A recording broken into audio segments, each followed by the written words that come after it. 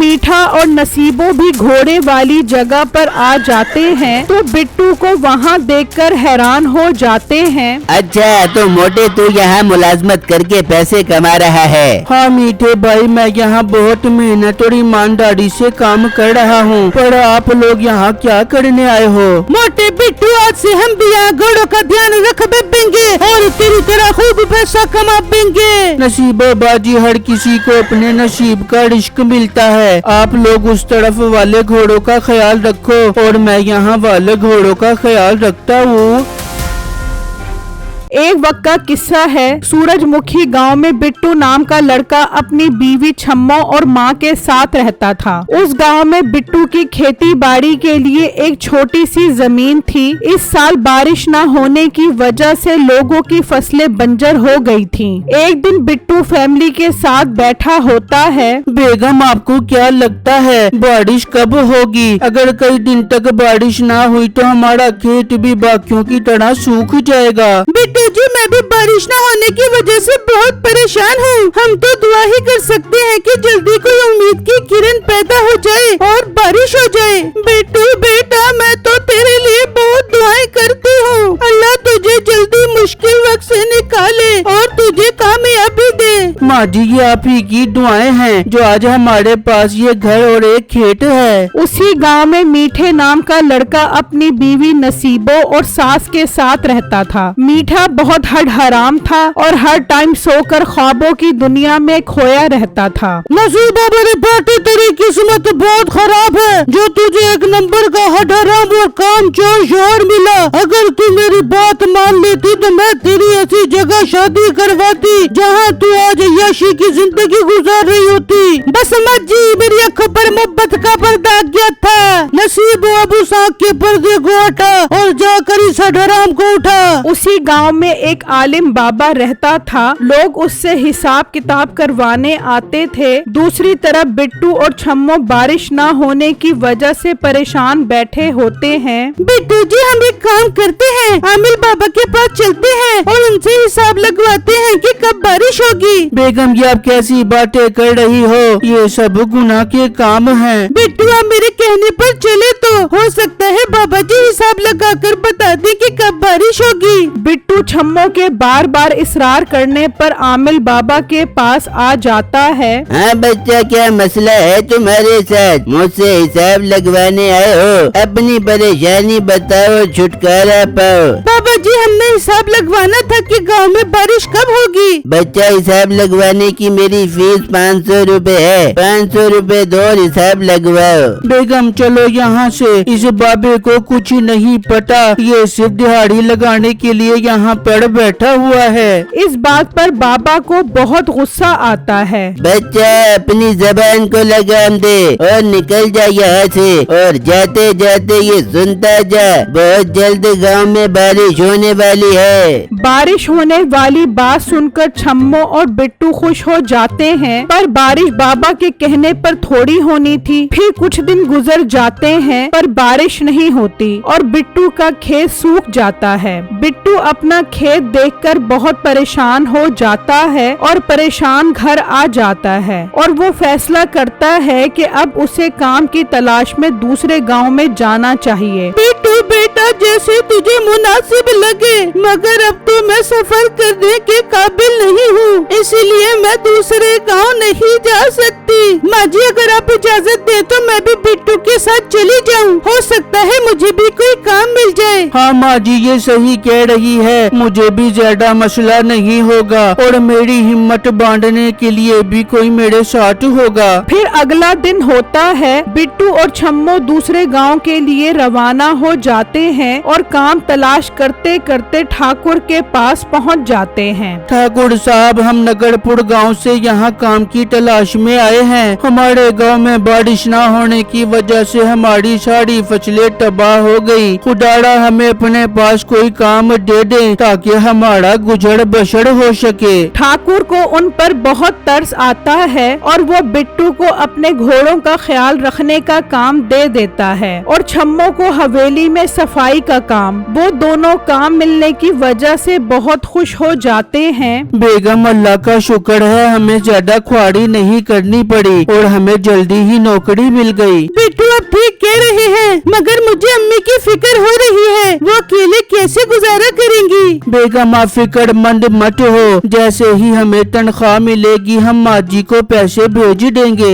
यूँ 1 महीना गुजर जाता है, उन्हें 1 महीने की तनख्वाह मिलती है और बिट्टू खर्चे के लिए कुछ पैसे माँ को भिजवाता है। फिर अगला दिन होता है तो डाकिया बिट्टू की माँ के पास आता है। अब्बा ये पैसे तुम्हारे बेटे ने भेजे हैं और बोला है कि अपना ख्याल रखना और दवाई टाइम पे लेते रहना। बिट्टू की माँ ये सब देखकर बहुत खुश हो जाती है। जल्द ही गांव में ये बात बहुत मशहूर हो जाती है। भाई मैंने सुना है बिट्टू दूसरे गांव में जाकर खूब पैसा कमा रहा है। हाँ यार सुना तो मैंने भी यही है, ये उसका नसीब है जो वो अच्छे पैसे कमा रहा है। दूसरी तरफ नसीबो सब्जी लेकर जा रही होती है। अरे नसीबो मैंने सुना है बिट्टू और छम्मो दूसरे गांव जाकर खूब पैसा कमा रही है। ये सुनकर नसीबो को बहुत गुस्सा आता है और वो गुस्से में घर आ जाती है। मिठे तू 1 नंबर का हद हराम है, कोई काम का नहीं है तू। बिट्टू और इसकी बीवी को देख, वो दूसरे गांव जाके खूब पैसा कमा रही है। बेगम तू तो बहुत गुस्से में लग रही है, दिमाग को ठंडा रख के मुझे बता कि हमें क्या करना चाहिए। मिठे मैं तो बोलती हूँ हम भी ये गाँव छोड़कर दूसरे गाँव जाकर काम करते हैं ताकि हमारे दिन भी बदल जाते। बेगम मशवरा तो तेरा बहुत अच्छा है, लगता है जबान के साथ साथ तेरा दिमाग भी खूब चलने लग गया है। फिर अगला दिन होता है, मीठा और नसीबो भी दूसरे गांव के लिए रवाना हो जाते हैं और इत्तेफाक से वो भी काम की तलाश में उसी ठाकुर के पास आ जाते हैं। ठाकुर साहब हमने आपकी बहुत तारीफ सुनी है, आप बहुत दयालु हैं, हमें नौकरी की बहुत जरूरत है, हम बहुत मेहनती और ईमानदार हैं। अच्छा तो तुम बहुत मेहनती हो, तो मुझे मेहनती लोग बहुत पसंद है। ये बताओ कि क्या तुम मेरे घोड़ों के चारे और पानी का ख्याल रख सकोगे? जी ठाकुर साहब हम बहुत अच्छे से ख्याल रख सकते हैं जानवरों का, खास तौर पर घोड़ों का ख्याल रखकर तो हमें बहुत खुशी मिलती है। ठीक है मेरे घोड़ों का ध्यान एक लड़का रख रहा है, तुम दोनों भी उन घोड़ों का अच्छे से ख्याल रखो।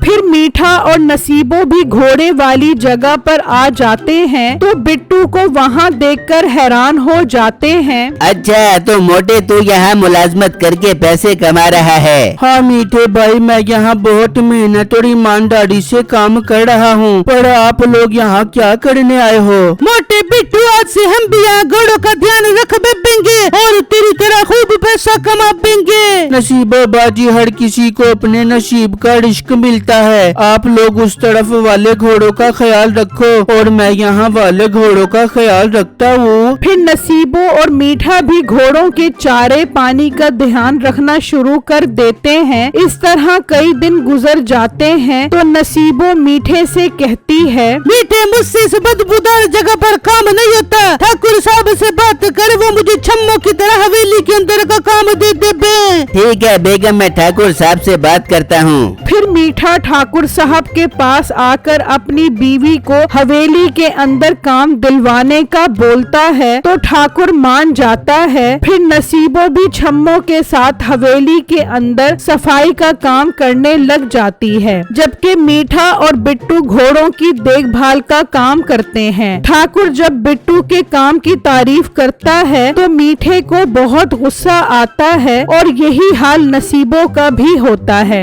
नसीबो तुम्हें अभी तजर्बे की काफी जरूरत है, छम्मो तो आते के साथ ही काम सीख गई थी। कोई बात नहीं मालकिन, नसीबो बाजी भी आहिस्ता आहिस्ता सीख जाएंगी। इस तरह तरह कई दिन गुजर जाते हैं। मीठा और नसीबो काम से उकता जाते हैं। मीठे में सोच रही थी हम क्यों न अपने गाँव वापस चले जाते।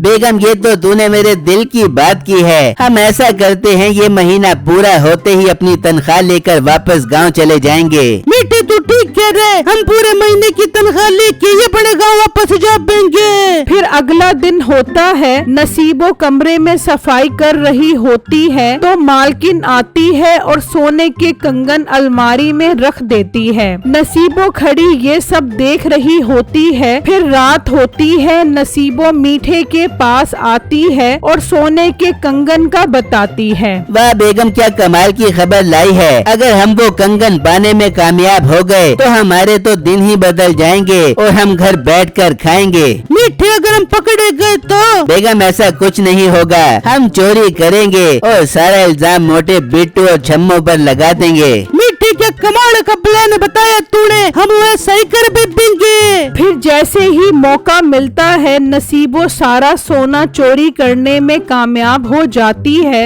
एक दिन ठाकुर अपनी बीवी के साथ बैठा होता है। बेगम जो सोने के जेवरात पड़े हैं वो ले आ, मैंने उसे देखकर एक काला नस्ल का घोड़ा खरीदना है। जी मैं अभी लेकर आती हूँ। फिर मालकिन कमरे में आती है और अलमारी में देखती है, वहाँ कोई जेवरात नहीं होते। वो परेशान होकर सारी बात ठाकुर को बताती है। ठाकुर को ये सुनकर बहुत गुस्सा आता है और वो मीठे और बिट्टू को अपने पास बुलाता है। मीठे और बिट्टू सच सच बताओ, मेरे सोने के जेवरात तुम दोनों में से किसने चोरी किए हैं? मालिक मुझे तो इस बिट्टू पर शक है, ये बार बार आपकी हवेली के चक्कर लगाता था। मालिक मुझसे कसम ले लो, मुझे इस बारे में कुछ भी मालूम नहीं है। मैं सारे मुलाजमों की तलाशी लूंगा और जिसने भी चोरी किए होंगे उसे सख्त सजा दूंगा।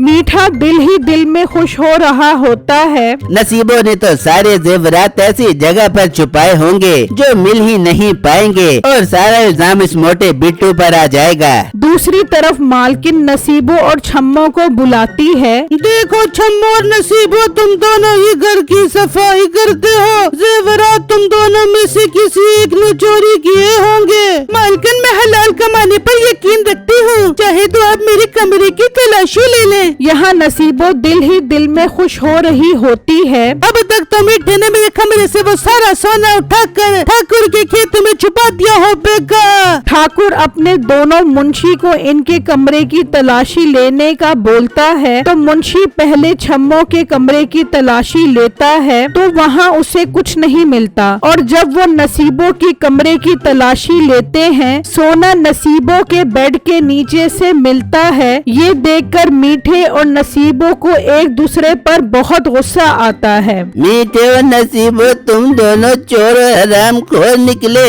मालिक वो हमें माफ कर दें, हमसे बहुत बड़ी गलती हो गई। आइंदा हम ईमानदारी से काम करेंगे।